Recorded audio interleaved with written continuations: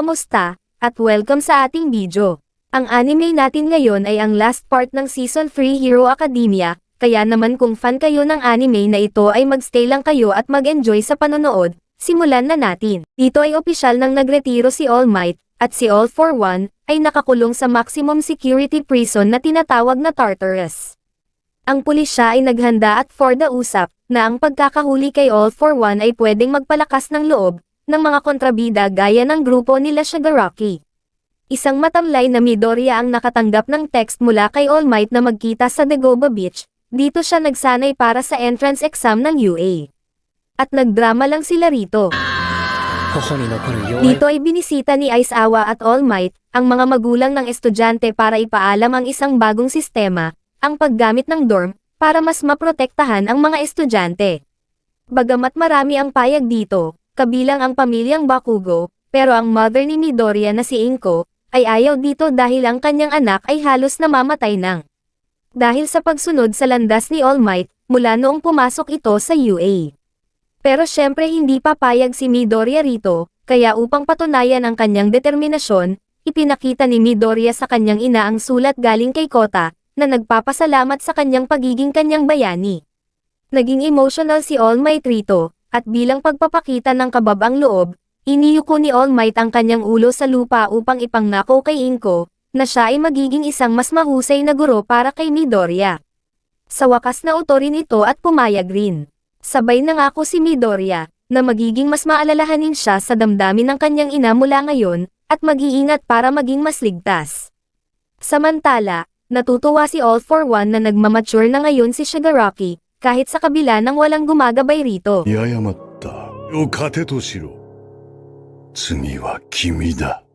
Si Midoriya at ang lahat ng kanyang mga kaibigan ay lumipat sa bagong tayong dorm para sa 1A class. Iniisip ng punong guro ang mga negatibong epekto sa mga estudyante ng pagdodorm, at upang matukoy rin ang pagkakakilanlan ng traidor sa UA. Ipinaalam ni Aizawa sa klase na kung napasama ang naging sitwasyon, pinatalsik niya na, hindi lamang ang mga pumunta upang iligtas si Bakugo, kundi pati na rin ang mga nakakaalam ng kanilang plano at hindi sila pinigilan. Dito ay matapos ipaliwanag ang sistema ng dormitoryo, iniwan na ni Aizawa ang mga estudyante para mag-ayos ng mga gamit sa gabing iyon.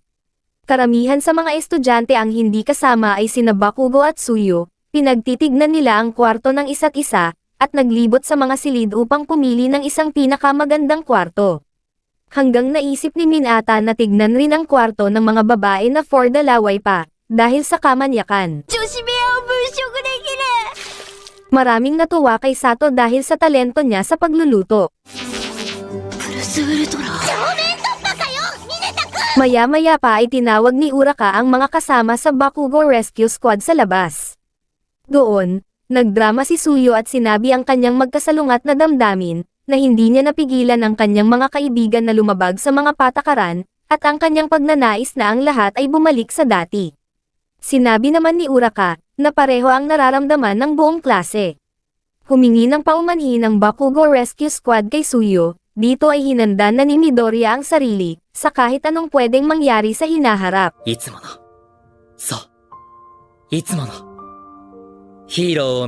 Nagising si Midoriya mula sa isang panaginip, kung saan nag-usap sila ni All Might sa tabing dagat. At naghanda para sa pagpasok sa school kasama ang kanyang mga kaklase, na ngayon ay naninirahan na lahat sa bagong gawang dorm. Pagdating sa klase binigyang diin ni Aizawa, na upang makapasa sa provisional license na mayroon lamang 50% rate ng pagpasa, sa pagiging bayani, dapat silang makadevelop ng hindi bababa sa 2 ultimate moves. Ginabayan sila ni Cementos, Midnight at Ectoplasm. Sa loob ng gym, habang abala ang lahat sa pagsasanay, nagpakita si All Might at nagbigay ng payo kay Midoriya, na sinabing gumawa ka ng sarili mong diskarte at wag lamang siya gayahin. Sabay nagbigay rin ito ng payo sa bawat estudyante para di halata na may favoritism siya. Pero si Midoriya, ay nahihirapan pa rin gumawa ng ultimate move kaya pumunta ito sa development studio, para baguhin ang kanyang costume para suportahan ang ligaments ng kanyang mga braso. Doon kasama sina Lida at Uraka, muli silang nakasama ng support hero na si Hatsume, na nagde-develop ng kanyang mga bagong support item, na pinipilit na subukan sa kanila ang bawat item dahil medyo may saltik ito. Pagkatapos ng ilang tsikahan, nakaisip si Midoriya ng ideya kung paano malalampasan ang kanyang problema, at muling idisenyo ang kanyang costume. Dito ay pinakita na ang batong tinamaan ni Bakugo sa kanyang ultimate move ay bumagsak patungo kay All Might, sabay tumalon si Midoriya at winasak ito. Sa kanyang ultimate move, Full Cowling Shoot Style, isang teknik kung saan ginagamit ang kanyang mga binti, na hindi gaya kay All Might na braso lamang ang ginagamit. Ang Class 1A ay sa wakas ay nagawang ayusin ang kanilang mga kasuotan at lumikha ng mga bagong armas. Bago matapos ang kanilang pagsasanay, ay biglang dumating ang Class 1B sa gym na inaangkin ang lugar, para raw sa kanilang pagsasanay. Si Monoma, na halatang ayaw sa Class 1A, ay nagmamalaki sa kanila na sinabi, na lalampasuhin ang kanilang klase sa darating na pagsusulit. Pero sinabi ni Aizawa na ang dalawang klase ay magkakaroon ng pagsusulit sa magkaibang lokasyon, upang maiwasan ang pag-aaway sa isa't isa.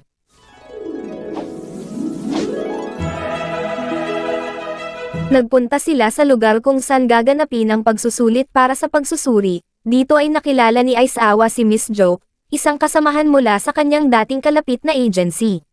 Palagi nitong tinutokso si Aizawa na lumabas kasama niya, na palagi namang tinatanggihan. Ang buong klase ay napapatingin sa ibang mag-aaral dahil bida-bida kasi. Ang pagsusulit ay nagsisimula sa isang eliminasyon. Gayunpaman lingid sa kaalaman ng UA class, mayroong isang tradisyon kung saan ang ibang mga paaralan ay unang tina-target ang school nila, sa tuwing magsisimula ang pagsusulit.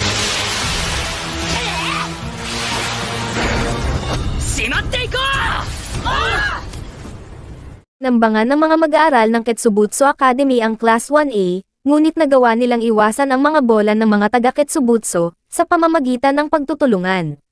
Pagkatapos ay pinaghiwalay sila ni Shindo, sa pamamagitan ng paggamit ng kanyang vibrate quirk, para masira ang lupa.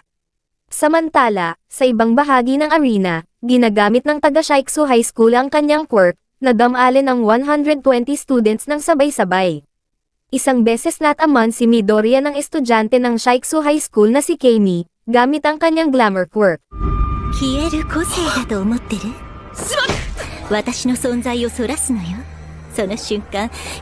Nahanap sila ng isang malaking grupo ng mga estudyante pero nagawa ni Midoriya, na iwasan ang lahat ng kanilang mga pag-atake.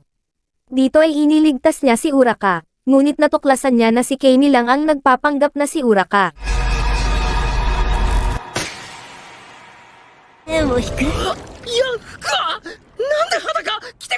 Tinulungan siya ni Zero at ng totoong Uraka, pagdating sa ibang lugar. Samantala tinambangan si Todoroki, ng isang grupo ng mga estudyante mula sa Saigen High School. Todoroki-kun dakke? Arisugi datte no. Habang nagpapatuloy ang labanan, ginamit ni Todoroki ang kanyang apoy na quirk, laban sa isang pag-atake gamit ang tubig upang makabuo ng smoke, kaya natatakpan ang paningin ng kanyang mga kalaban. Pinuprobok niya ang kanyang mga kalaban sa isang malaking tangke ng gas at sinindihan ito, na naging sanhi upang sila ay tumilapon, at pagkatapos ay napag-give up ng kanyang nagyayilang kapangyarihan. Madali niyang na-activate ang mga target nagkalaban at nakapasa siya sa pagsusulit.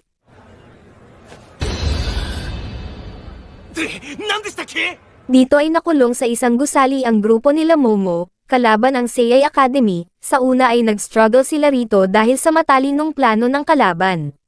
Pero sa huli ay pumasa din sila sa pagsusulit dahil sa counterplan ni Momo.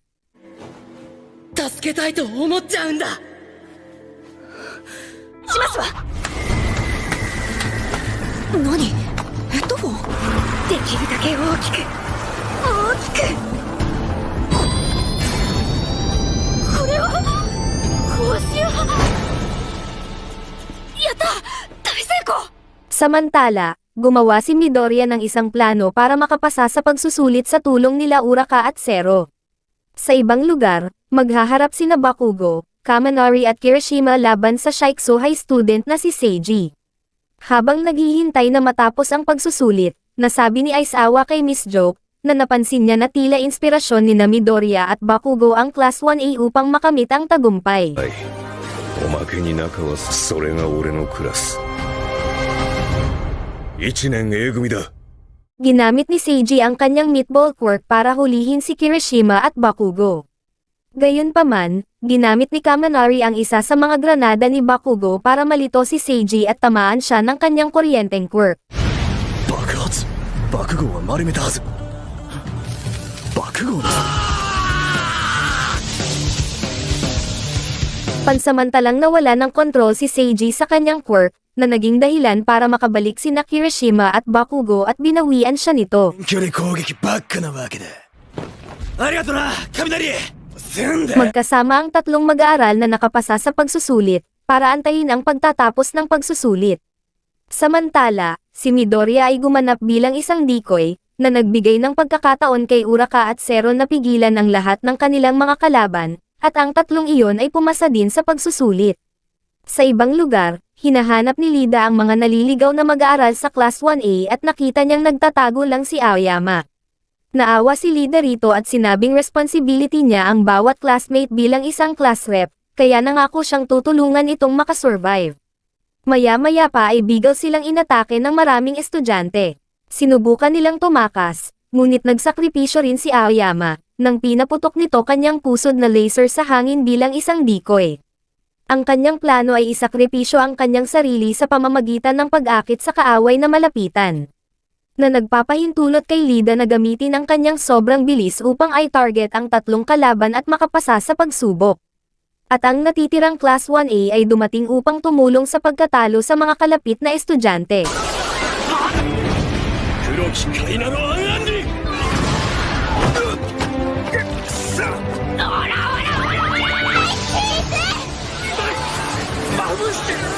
Salamat sa decoy na si Aoyama, ang natitirang Class 1A ay pumasa lahat, na dinala ang bilang ng mga nagtagumpay sa pagsusulit sa 100 at natapos ang palaro.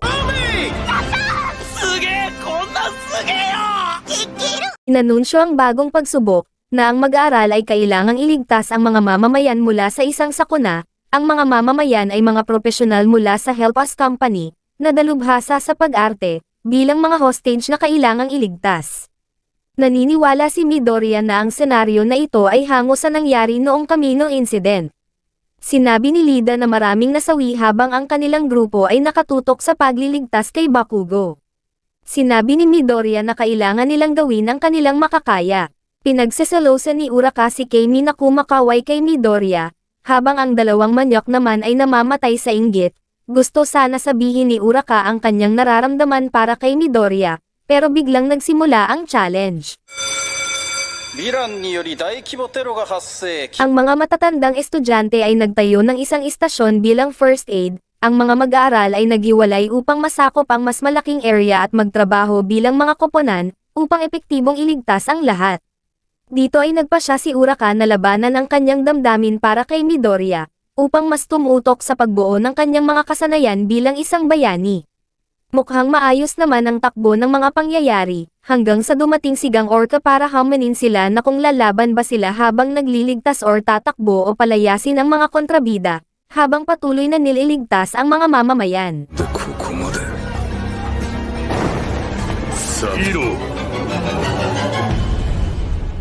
Dito ay ipinakita ang training camp bago maganap ang summer training. Si Midoriya, Uraka, Lida, Todoroki, Froppy at Bakugo ay kailangang talunin ang isang kunwaring kontrabida na ginampanan ni All Might, at iligtas ang tatlong hostage na ginampanan naman ni Cementos, Midnight, sabay ipinakita si Mike sa isang kunwaring pagnanakaw ng alahas. Dito ay ginulo ni Todoroki si All Might sa pamamagitan ng isang tawag sa telepono, habang kinokontrol ni Uraka ang sitwasyon.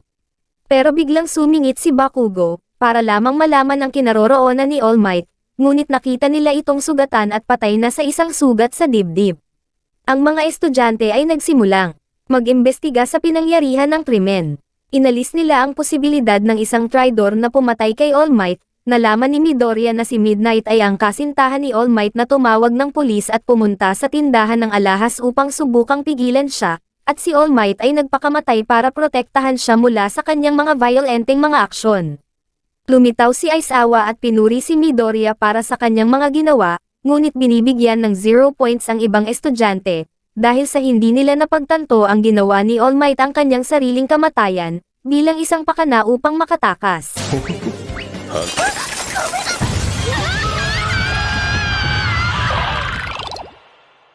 Nagpapatuloy ang mga pagsasanay sa pagsahip, kung saan ang pro hero gang Orca ay na-recruit para kumilos bilang isang kontrabida, para umatake habang sinusubukan ng mga estudyante na makuha ang kanilang mga provisional licenses. Sinubukan niyang salakayin ang kampo ng first aid team, at numatch sa kanya ang pagtatangka ng mga estudyante ng Ketsubutsu na si Shindo na pigilan siya. Sinubukan ni Todoroki na palayasin si Gang Orca sa pamamagitan ng apoy, ngunit nang malapit na itong tamaan ng apoy, inilihis ng estudyante ng Shaiksu na si Inasa, ang apoy gamit ang hangin.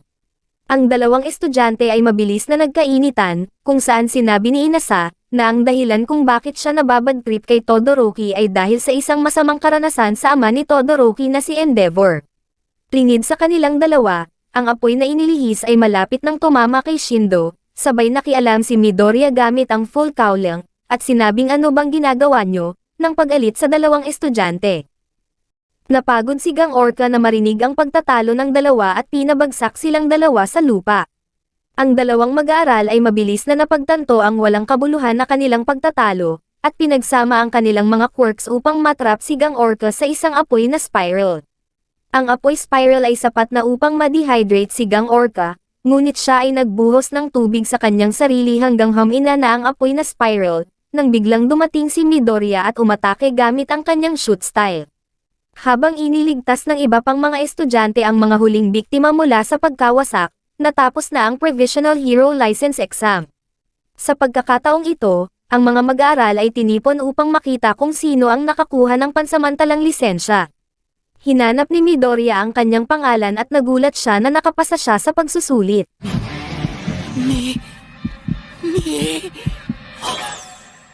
Dito ay sinabi na ng mga staff, kung sino lahat ang nakatanggap ng kanilang provisional licenses. Halos lahat ng Class 1A ay nakatanggap nito maliban kina Todoroki, at Bakugo. Dahil sa alitan ni Todoroki kay Inasa, na bumagsak din sa pagsusulit, at kabastusan naman ni Bakugo sa mga kunwaring biktima. Gayunpaman, ang mga bumagsak ay maaaring makabawi sa pamamagitan ng pagkuha ng 3 buwang kurso, upang makuha ang kanilang pansamantalang lisensya. Sinubukan ni Midoriya na hanapin si Keimi para kausapin siya, ngunit sinabi sa kanya ng classmate nito na masama ang pakiramdam niya at umalis siya ng maaga. Pinakita rito na si Keimi, ay si Hamiko talaga na nagbabago ng anyo, dahil ang kanyang quirk ay kayang mag-transform sa pamamagitan ng dugong kanyang kinukuha at kinakain. Bumalik siya sa League of Villains na may dalang dugo ni Midoriya. Tinanong ni All Might si All for One sa bilangguan, kung saan for the yabang ito tungkol sa kanyang nagawa sa kabila ng pagbugbog sa kanya hanggang mamatay at pagkakakulong. Nangako naman si All Might sa kanyang kaaway na hindi siya papatayin ni Shigaraki o maging si Midoriya. Kinagabihan, sinalubong ni Bakugo si Midoriya sa lugar kung saan sila nagkaroon ng kanilang kunwaring laban.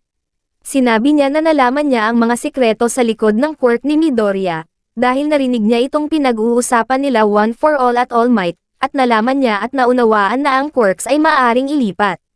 At ang koneksyon ni Midoriya kay All Might parang nagseselos si Bakugo rito kaya, hinamon siya ni Bakugo na makipaglaban. Akae, kokode, ima. Malapitan at mabilis kung makipaglaban si Bakugo para ma-pressure si Midoriya at hindi makapag-isip, pero nagawa ni Midoriya na makasabay sa pamamagitan ng pagtaas ng One for All sa 8%.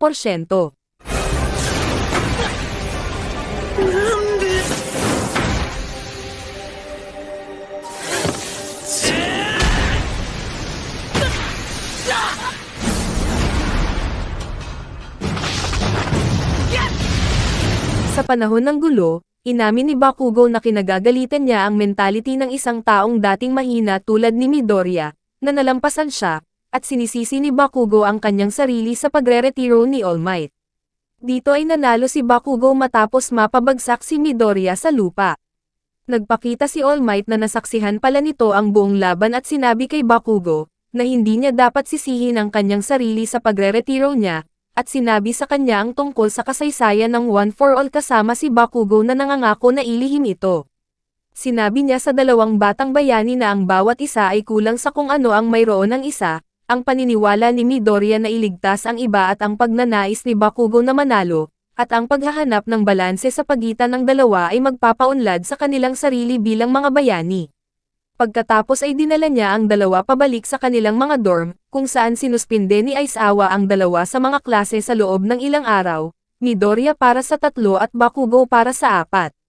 Sa kabila ng lahat, naniniwala si All Might na kinakailangang tulungan ang dalawa na maging maayos na magkaribal, sa kanilang mga pakikipagsapalaran tungo sa pagiging tunay na bayani. 水は勝手に直せ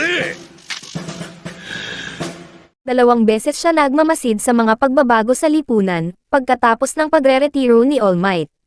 Dito ay sinabi niya kung paano ang kombinasyon ng kawalan ni All Might at pagkabalisa ng publiko kay Endeavor na pumalit sa kanya, ay nagdulot ng paglakas ng aktibidad ng mga kontrabida. Sinasalamin din niya na ang sanhi ng irresponsibleng paggamit niya ng kanyang quirk na walang katiyakan, dahil kahit siya ay hindi na sigurado kung siya ba ay totoo o isang kopya ng kanyang sarili. At ang League of Villains ay ang tanging lugar na tinatanggap ang nasirang taong tulad niya. Pagkatapos ay nasaksihan niya ang isang kontrabida na nagngangalang Overhaul, na pumatay ng isa pang grupo ng mga kontrabida. Samantala, ang UA gaganapin ang seremonya ng pagbubukas nito, kung saan inanunsyo ng principal na ang mga mag-aaral sa unang taon ay magsisimula ng Hero Work Studies ng mas maaga, kaysa sa karaniwan dahil sa tumataas na banta ng kontrabida. Bumalik si Midoriya sa klase pagkatapos niyang bunuan ang kanyang pagka-house arrest. Dito ipinakilala ni Aizawa ang The Big Three, ang nangungunang 3 estudyante ng UA, na tutulong sa Class 1A sa kanilang pag-aaral at trabaho bilang bayani. 3 Sa hideout ng League of Villains, ang Twice ay nagpapahayag ng interes na sumali sa League of Villains. Ikinagalit ni Shigaraki ang katotohanan na ang espesyal na panauhing Twice ay napakalaki para matagumpay na magsama, natapakan ang pride niya rito. Samantala, si Midoriya at ang kanyang mga kaklase ay sumasailalim sa pagsubok sa labanan, kasama si Mirio Togata upang maghanda para sa susunod na hakbang upang maging totoong bayani. Nagsisimula ang labanan ng sinubukang palibutan ng close combat team ng Class 1A si Mirio, ngunit nagulat ang lahat nang biglang mahulog ang mga damit ni Mirio sa kanyang katawan. Sinubukan ni Midoriya na samantalahin ang mga butas sa depensa ng kanyang kalaban, ngunit hindi nito tinamaan ng sipa ang katawan ni Mirio. Ang ibang mga estudyante ay naglunsad ng isang ambush at si Mirio ay mabilis na lumitaw sa likod ng lahat. Walang kahirap-hirap na pinatumba ni Mirio ang bawat estudyante ng Class 1A maging si Midoriya, kung saan ginagamit ni Mirio ang kanyang super move na tinatawag na Blinder Touch Eyeball Crush para talunin sila. Pagkatapos humingi ng paumanhin si Mirio sa mga batang babae tungkol sa pagiging hubot-hubad niya, at tinanong ang klase kung mayroon silang mas magandang ideya tungkol sa pag-aaral sa trabaho. Iniisip ng klase na malakas ang kanyang quirk. Sumasagot sila na ang kanyang quirk ay masyadong malakas at hinihiling na matutunan ang kalikasan nito.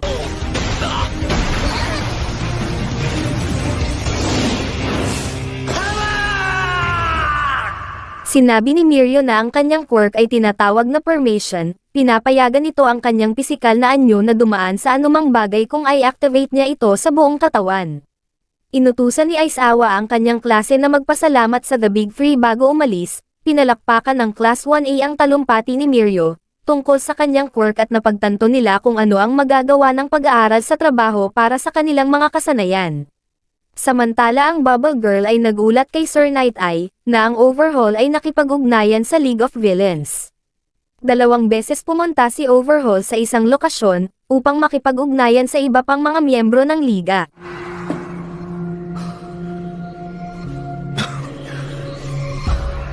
僕らが本物のヒーローに